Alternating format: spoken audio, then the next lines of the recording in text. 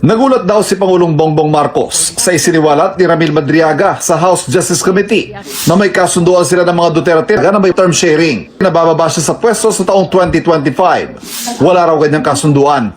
Ang Pangulo po, hindi po yan mangangampanya para lang po ibigay ang posisyon kahit kanino.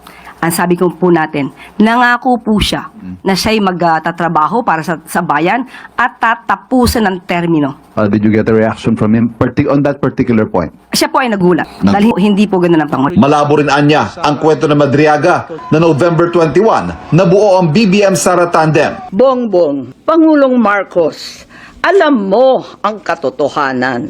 Andun ka. Magkasama tayo. Kung hindi mo ito ipinag-uutos, walang dahilan para hindi mo itama ang kasinungalingan na ito. Huwag mong konsintihin ang mga politikong ginagamit ang sinungaling na si Madriaga. Sasabihin ko lang na pawang kasinungalingan ang pinagbibitaw ng Madriagang yan.